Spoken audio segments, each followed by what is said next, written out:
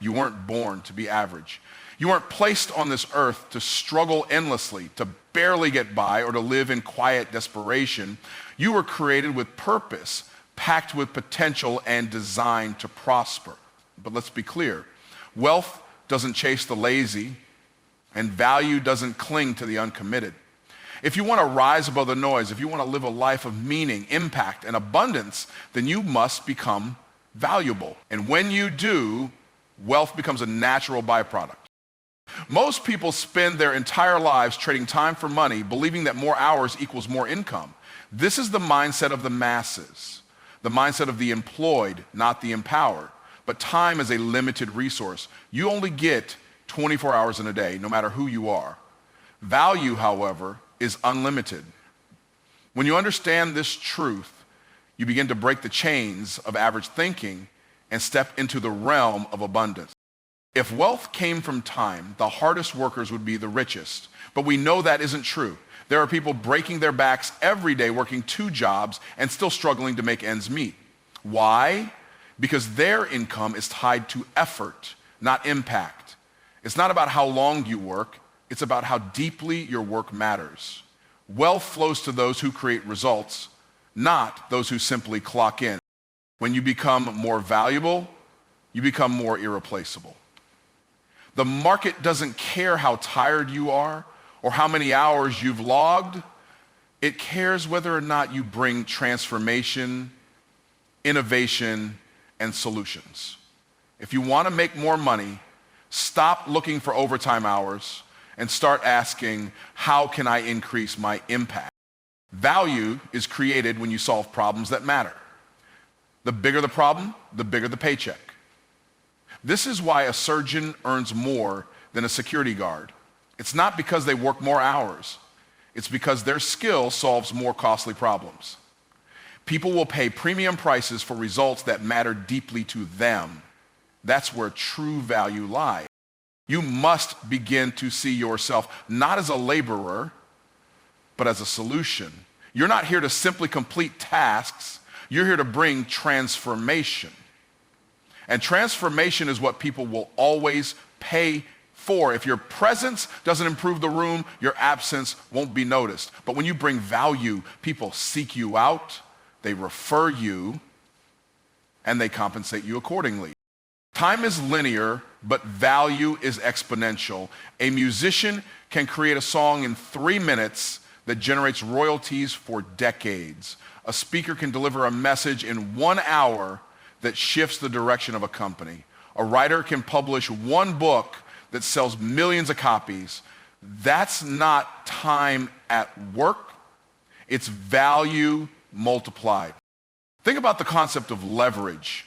Time cannot be leveraged. You can't duplicate your hours, but value can be duplicated, repurposed, and scaled. This is why digital products, systems, and intellectual property have become such powerful wealth vehicles.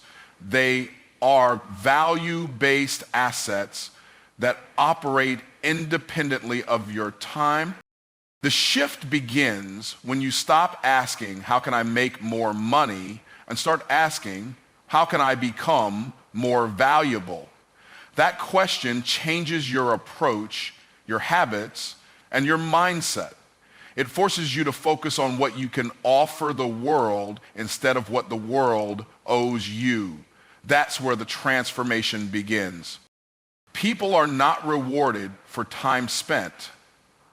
They're rewarded for problems solved. If you can identify a pain point that people are desperate to fix and offer a clear, effective solution, you'll never have to worry about money again. Because in every crisis, in every inconvenience, in every limitation, there's an opportunity to bring value. You must begin to study what the marketplace values. What are people complaining about? What do they wish they could do faster, better, or easier? What are they willing to pay for? Then build your expertise in that area. Position yourself as the go-to solution. Because when people are in pain, they don't price shop. They pay the person who can fix it. When you stop chasing dollars and start chasing development, wealth starts chasing you. Development of your skills, your mindset, and your emotional intelligence. These are the assets that elevate your value. Money is attracted to clarity, certainty, and competence. And those qualities only come from a commitment to personal growth. Don't make the mistake of believing your job title determines your value. It doesn't. You could be a janitor and still bring innovation, excellence, and leadership to your role. That makes you valuable. And valuable people don't stay in the same position for long. They rise, they get promoted, or they outgrow the job entirely and build their own lane. Examine the industries that create millionaires. They're not built on time, they're built on leverage. Real estate, digital marketing, software, content creation, investing. These are all value-based industries. One product, one video, one decision can unlock levels of wealth that a 40-hour work week never could. You must stop thinking like an employee and start thinking like an asset. An employee asks, how many hours will I work? An asset asks, how much value can I generate? An employee wants job security. An asset creates economic gravity, where opportunities come to them because their value is undeniable. Value creates options. When you're valuable, you're not confined to a single stream of income. You can license your ideas, consult for companies, teach others what you know, or build something scalable. You begin to live life on your own terms, not based on a paycheck or permission. People are always willing to invest in what helps them grow, achieve, or overcome. If you can tap into that emotional current and anchor your skill to their transformation, value becomes the bridge between your purpose and your prosperity. You don't need to chase people when your value speaks louder than your words. The marketplace isn't cold, it's clear. It rewards clarity, consistency, and competence. If you show up, show out, and solve real problems, you'll never be irrelevant. You may shift how you do business, but you'll never struggle to find it. Time may be what you start with, but it should never be where you end. Shift your focus. Build value. Stack skills. Serve solutions. Because the moment you do, you stop working for money and start attracting it. In a world where information is everywhere and access is easy, being average is no longer enough. People don't pay for common knowledge, they pay for uncommon execution. They pay for expertise, for certainty, for results. Mastery is the gateway to those results. And mastery is what makes you magnetic in the marketplace. The deeper your skill, the higher your demand. The better your craft, the bigger your compensation. Mastery is not talent, it's devotion.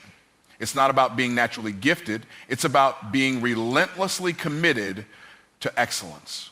The person who studies one thing deeply will always outperform the person who dabbles in many. While others are distracted chasing trends, the master is focused, sharpening their edge until it cuts through noise, competition, and obscurity.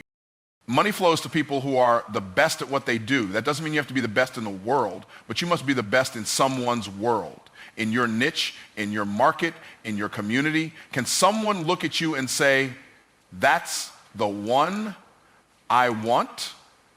If not, it's time to go deeper. Because in business, depth wins.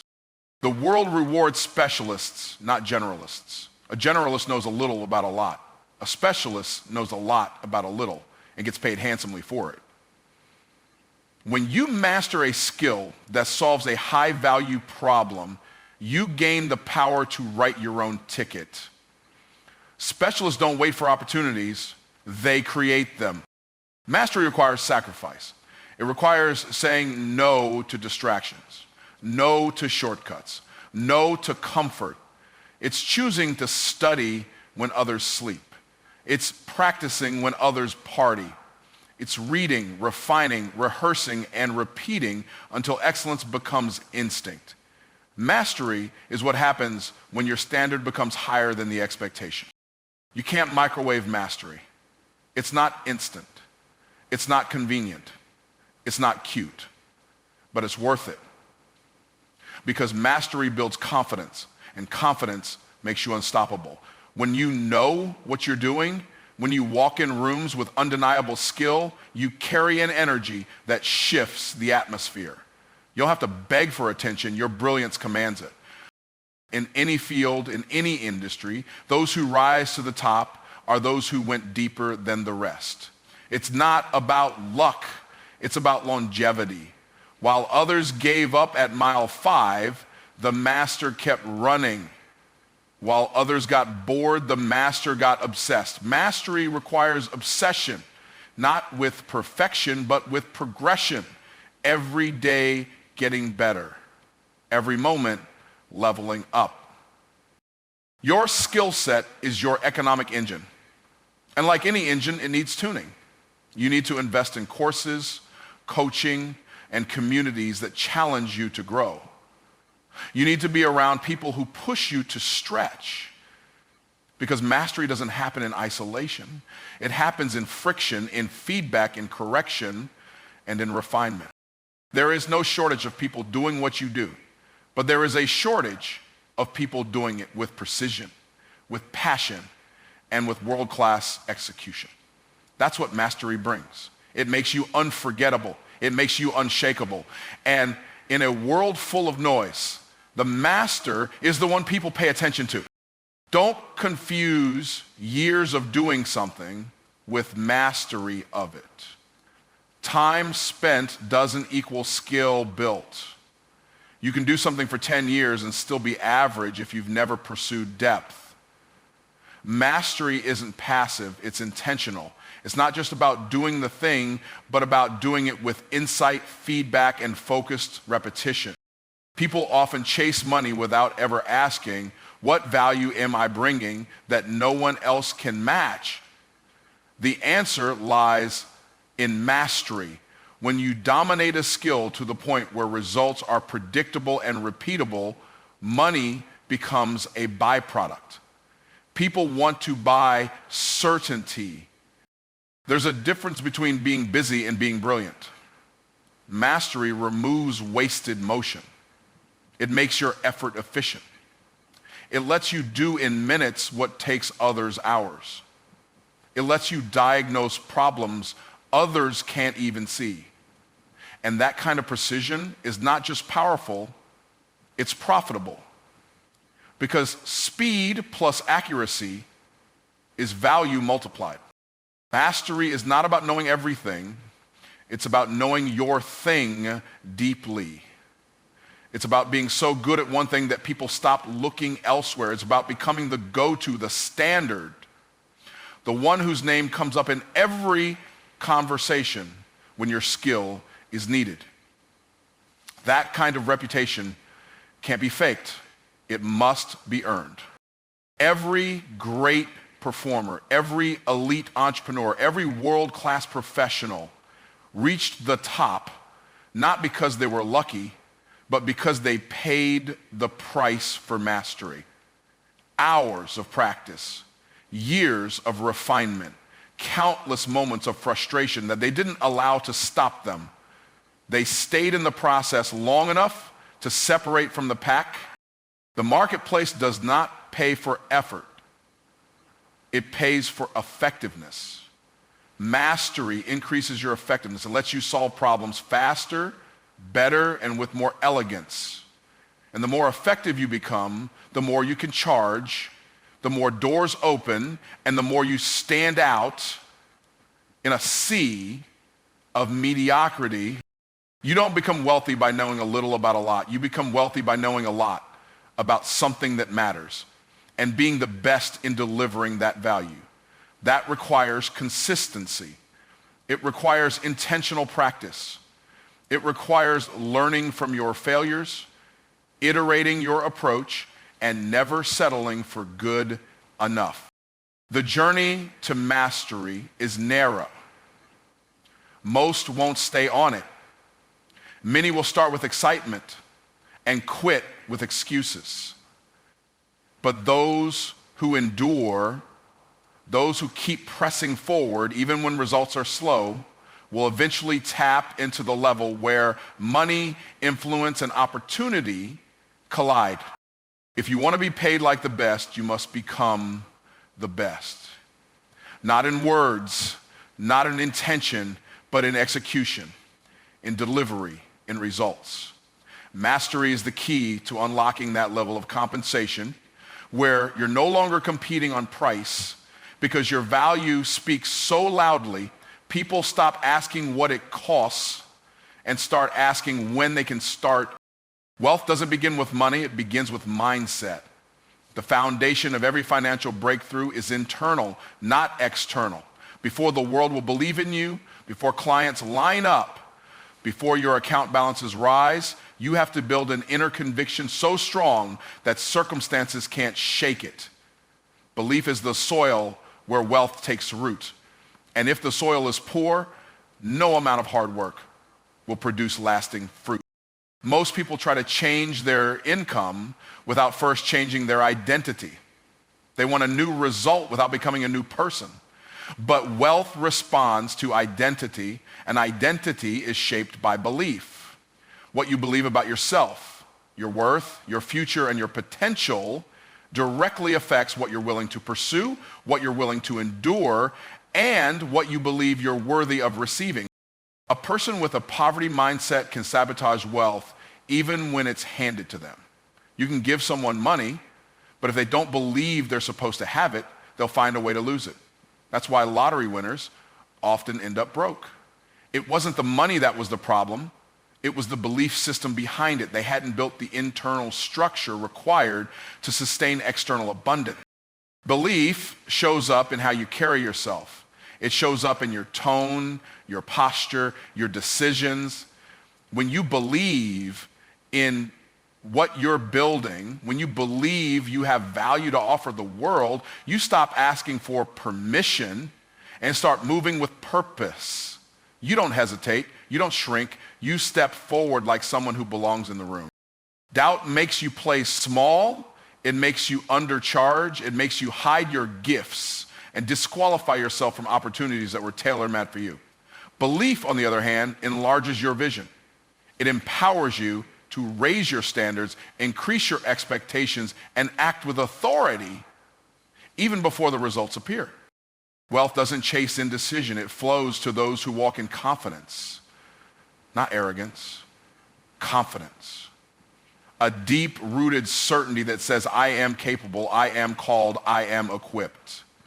That kind of belief repels fear. It silences the inner critic. It overrides the opinions of others. Because when your belief is unshakable, no one else's doubt can derail you. You will never outperform your self-image. If you believe you're only worth just enough to get by, that belief will set a ceiling on your results. You'll reject opportunities that feel too big for you, not because you can't handle them, but because you don't believe you deserve them. Belief expands or contracts your financial future. Nothing else has that much power. Every wealthy person had to believe before they saw. They had to invest before they were certain. They had to risk when the guarantee wasn't there. Belief creates boldness. It moves you out of survival mode and into creative flow. Instead of focusing on what could go wrong, you start building what could go right.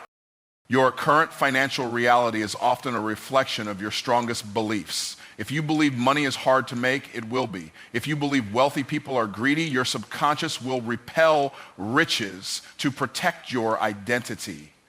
If you believe you're not smart enough, not connected enough, not qualified, you'll subconsciously prove yourself right. But belief can be reprogrammed. It's not fixed. You weren't born doubting, you were taught to doubt. And anything that can be learned can be unlearned. You have the power to replace every limiting belief with a liberating one. Every day you get to decide which thoughts you agree with. And the thoughts you agree with shape your destiny. Start speaking what you want to believe. Your words are tools for transformation. Say, I am valuable. Say, I am a wealth creator. Say, I attract abundance because I solve problems. even if it feels uncomfortable at first. Repetition rewires reality. You speak it until your mind aligns with your mouth, and then your life follows. Belief doesn't mean you won't have fear. It means you move anyway. It means you trust your future more than your feelings. It means you plant your feet in purpose and refuse to let temporary setbacks convince you of permanent limits. Every time you act in faith, your belief grows stronger. Think of belief as a thermostat for your life. It sets the temperature of what you accept and what you reject. If your belief is set too low, any success outside that range will feel uncomfortable, and you'll subconsciously find ways to return to your default setting. But when you raise your belief, you raise your standard, and your environment rises to match. People can sense your belief before they hear your pitch. They feel your energy before they read your resume. If you don't believe in your product, your vision, or your own value, you'll struggle to convince anyone else to invest. But when belief radiates from you, it becomes contagious. It builds trust. It opens doors. Belief is the difference between trying and deciding. When you're just trying, you leave room to quit. But when you believe, you commit. You burn the bridges, you move like someone who's already won. That posture attracts resources, partnerships, and divine alignments that hesitation never could. Your belief is a magnet. It draws what matches its frequency. If you believe the best is coming, you start preparing for it. You build systems for increase. You say yes to bigger rooms. You stop settling for scraps when you were designed for overflow. Belief is not optional if you want to build lasting wealth. You can learn all the strategies, take all the courses, and follow all the experts, but if your inner world is still dominated by doubt, you'll block the very results you say you want. The internal must align before the external can multiply. When you finally believe, not just in theory, but in truth, your actions change. You stop chasing shortcuts and start building solid structures. You stop shrinking in rooms where you belong. You stop disqualifying yourself from tables that were made for your gifts. Belief repositions you. It recalibrates your future. It turns possibility into reality. Your environment is either feeding your future or fueling your failure. It is shaping the way you think, the way you act, and the way you see yourself, even if you're not consciously aware of it. The people you surround yourself with, the conversations you hear, the energy you absorb, all act as a mirror reflecting what you believe is possible for your life. You cannot become something great while living in an environment that encourages mediocrity. Your potential is not just about what's inside you, it's about what's around you. If you place a seed in toxic soil, it doesn't matter how much potential is in that seed, it will never grow. But place that same seed in rich, fertile ground, and it will flourish. You are no different. Your greatness needs an atmosphere that supports growth, not stunts it. Too many people stay stuck, not because they lack ability, but because they're living in a climate that discourages ambition. They're surrounded by people who settle, who complain, who criticize, who always play it safe. That energy becomes a ceiling.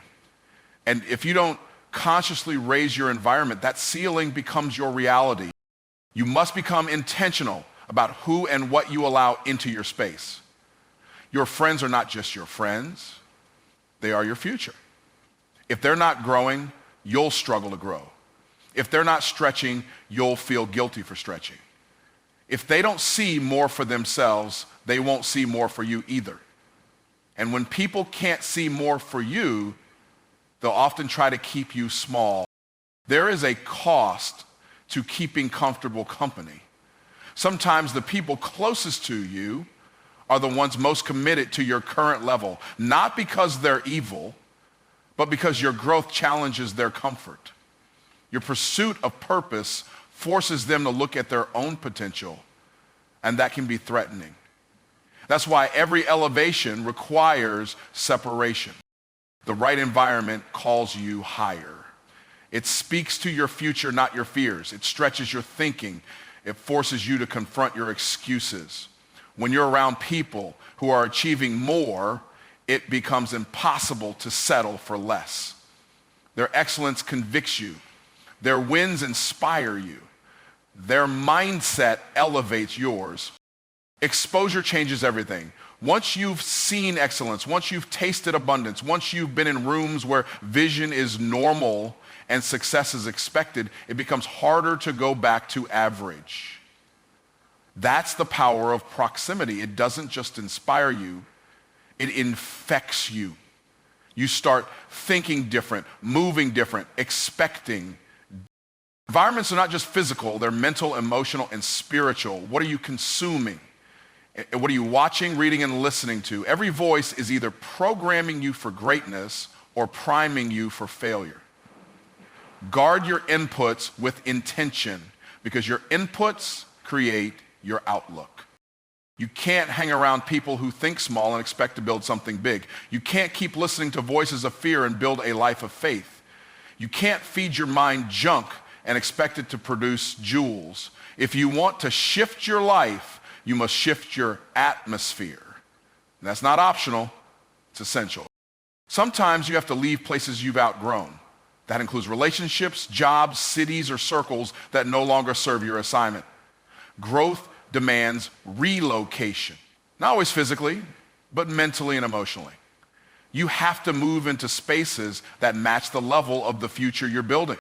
A high-level environment will challenge your excuses. It won't let you stay stuck. It will hold you accountable. It will call you out when you settle. And yes, that may be uncomfortable, but growth is never born in comfort.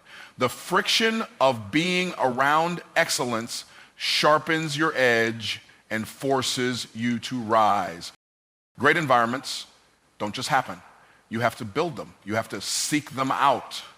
Join communities that push you. Invest in mentorship. Attend events that shift your thinking. Read books that expand your worldview. Curate your circle with the same intensity you'd use to build your dream home, because your future depends on it.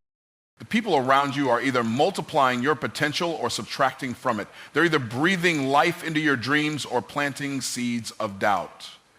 Pay attention to how you feel after every conversation. Energized or drained, focused or distracted, empowered or discouraged. Your emotions are often the first indicator of an unaligned environment. It's not about arrogance. It's about alignment. You don't need to cut people off to feel superior.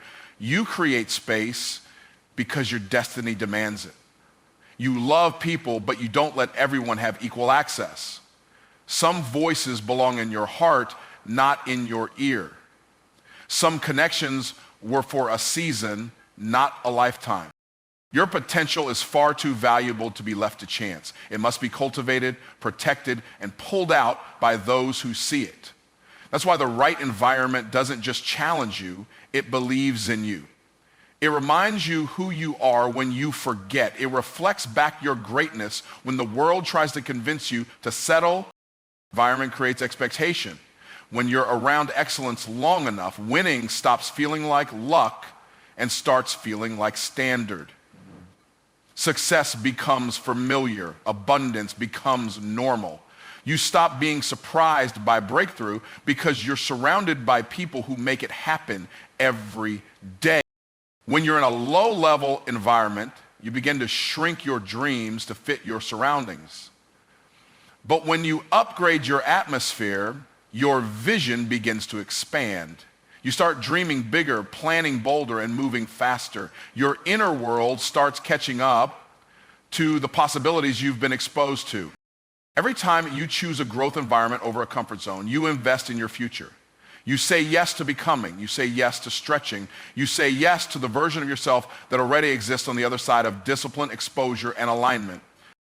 Multiplication doesn't begin with taking, it begins with serving. True increase flows through contribution, not consumption. The fastest way to expand your influence, your income, and your impact is to identify how deeply and effectively you can serve others. The one who serves with excellence becomes indispensable. The one who solves problems becomes irreplaceable. In every industry, in every economy, the highest earners are always the highest servers.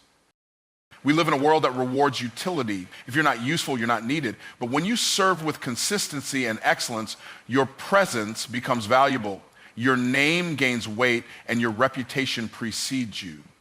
Serving isn't a weakness, it's a strategy. It's not about lowering your status, it's about increasing your leverage. Because the marketplace does not promote the entitled, it elevates the impactful. Many chase multiplication by trying to add more to themselves, more money, more connections, more visibility. But the greatest multiplication comes from pouring out what you already have. When you serve others with intention, you create a ripple effect that reaches far beyond your immediate environment. You position yourself as the conduit of value, and value always flows where it's respected. Serving sharpens your gift.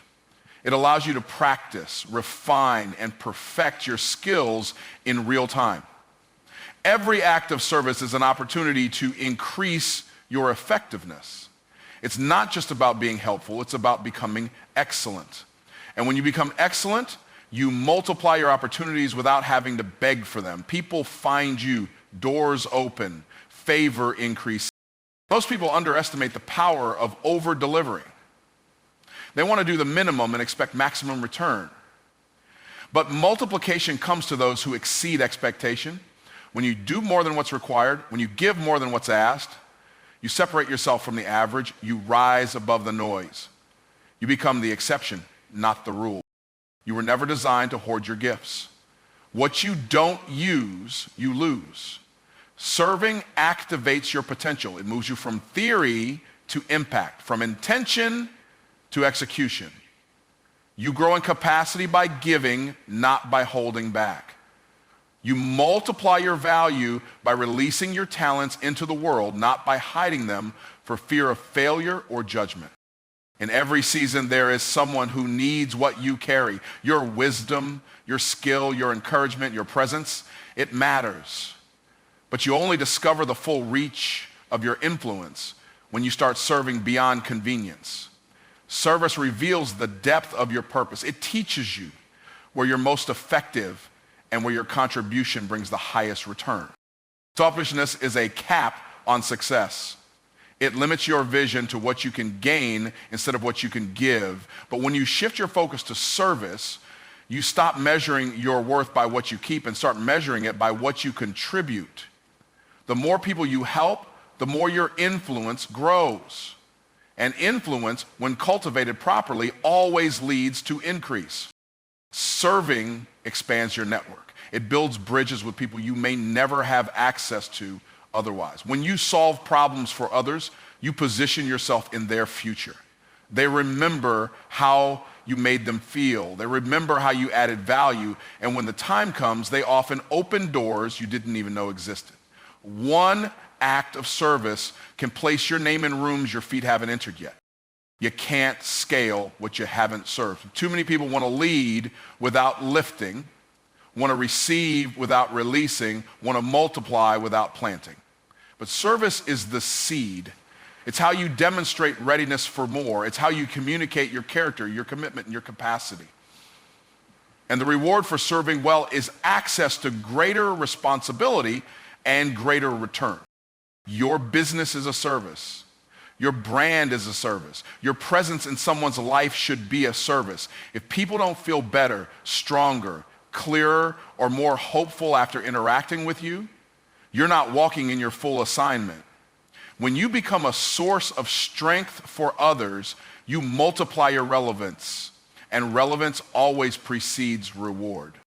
Serving builds trust.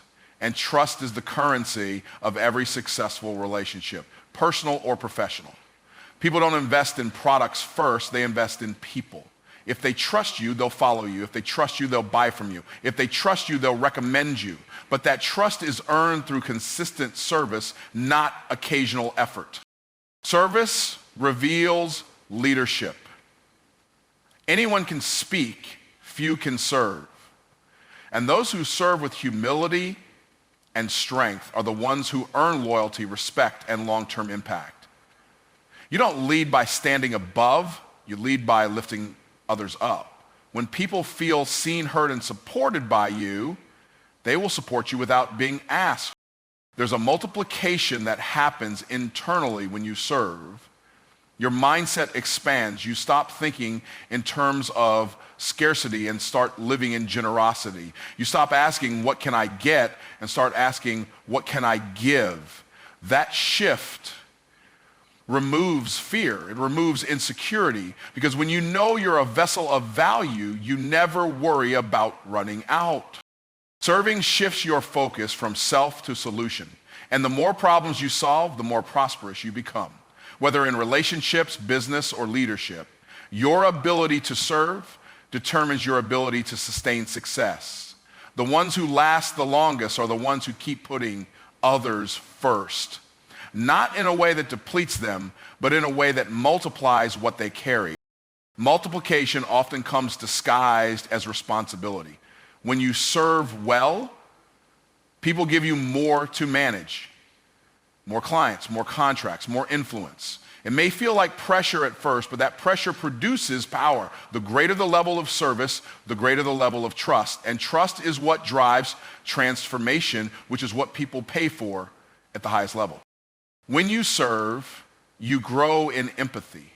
You begin to understand what people really need, not just what they say, but what's underneath the surface. And when you can meet those deeper needs, you become more than just a provider. You become a partner in their progress. That's when loyalty forms. That's when multiplication becomes inevitable. You never lose by serving. You learn, you gain, you stretch, you prepare, and over time, what once felt like sacrifice becomes second nature. Service stops feeling like something extra and starts becoming who you are. And from that identity flows influence, favor, and multiplication on every level. Cycles don't break by chance, they break by choice. You can pray, hope, plan, and wish, but nothing shifts until you move. The cycle you're trapped in, whether it's lack, procrastination, fear, or mediocrity, will continue until decisive action interrupts the pattern. What keeps most people stuck isn't a lack of opportunity, it's a lack of execution. Thoughts are powerful, but it's action that transforms. Repetition creates rhythm. If you've been doing the same thing for years, thinking the same thoughts, responding to problems the same way, making the same excuses, you've built a rhythm that sustains your current reality. Action is the disruption that breaks that rhythm. It introduces a new sound, a new beat, a new outcome. And the longer you wait to take action, the deeper the cycle becomes ingrained. Cycles feed on hesitation. The longer you wait, the more reasons you find not to move. The more you overthink, the more you undervalue your power. Action doesn't require full clarity. It requires commitment. Sometimes the only way to find the path is to start walking. Movement creates momentum. Momentum breaks resistance. What keeps most people repeating cycles is comfort masquerading as safety. They stay in dysfunction because it's familiar. They delay decisions because discomfort feels dangerous, but nothing grows without resistance. Action forces you to face your fear. It forces you to confront the lies you've believed. It exposes the weakness in your excuses and replaces them with strength from experience. The breakthrough isn't in thinking about a new future. It's in doing something today that disrupts the old one. You don't need to have the full plan. You just need to make one move. One email sent, one decision made, one call completed. Because cycles don't break when you feel different, they break when you act different. The feeling often follows the movement. Fear is fueled by inaction. The more you wait, the bigger your fear becomes. But the moment you move, you shrink the power of fear. You remind yourself that you're not helpless. You remember that you're not stuck. Action gives you evidence of progress, and evidence reinforces belief. That belief becomes fuel for more action, and suddenly you're building a new cycle. You weren't meant to stay in survival mode. You weren't designed to repeat struggle. But cycles of poverty, fear, insecurity, or limitation will keep recycling until you rise up and break them with bold movement. You can't think your way out of a cycle you behaved your way into. It takes different behavior to create a different reality. Action shifts your identity. Every time you do something that your old self wouldn't do, you send a message to your mind, this is who we are now. And that repetition rewires your story. You start seeing yourself as someone who finishes, someone who builds, someone who leads. Identity isn't shaped by intentions, it's shaped by repeated action. Cycles are patterns, and patterns can be broken, but only with pressure. The pressure of decision, the pressure of discipline, the pressure of faith in motion. You don't drift out of dysfunction, you fight your way out with focused execution. Each time you act in faith, you weaken the grip of the old pattern. You interrupt the loop that's been limiting your progress. When you take action, you regain control. You stop waiting on permission. You stop needing validation. You stop depending on circumstances to align. You stop reacting to life and start directing it. That's what separates the frustrated from the fulfilled. The willingness to move even when it's inconvenient, uncomfortable, or unclear. The cycle doesn't end because time passes. Time only solidifies it. The only thing that ends a cycle is a new decision backed by new behavior. That means you have to override your habits, challenge your default responses, and be intentional with your energy. You can't keep waiting to feel ready. You have to act yourself into readiness. Action exposes truth. You'll never know what works until you try. You'll never know how strong you are until you're tested. You'll never see what's possible until you step beyond what's familiar. That's why action isn't just about progress. It's about revelation. It reveals what you're capable of. It reveals what's been holding you back. It reveals what you need to release. Even a small step can cause a massive shift. One small habit done consistently can unlock a new future. But the longer you wait for the perfect moment, the more power you give to the old cycle. Progress doesn't belong to the perfect. It belongs to the proactive. The ones who move without guarantees are the ones who find breakthrough. Cycles of limitation often begin with a single compromised choice, and they end the same way. One bold choice to do something different. That's how you reclaim your power. That's how you begin the rebuild. Action makes it real. Until you act, everything is theory. Everything is intention. Everything is potential. But action turns potential into production. You are not created to live beneath your calling, but cycles of comfort will keep you from ever confronting your capacity. You have to decide that repeating the past is more painful than risking a new future. That decision must turn into movement. Action is the only proof that you've truly decided to change. Waiting keeps you in bondage. Movement sets you free. The enemy of progress is not failure, it's passivity. It's the decision to stay seated when you're called to stand. It's the willingness to delay destiny because discomfort feels safer. But nothing changes until you move. Nothing breaks until you push. Action is how you build new patterns. It's not about hype, it's about habit. Consistent, deliberate, bold movement in the direction of your calling. The repetition of right actions over time creates a rhythm that supports success. Just like the old cycle held you captive, the new cycle can carry you to freedom.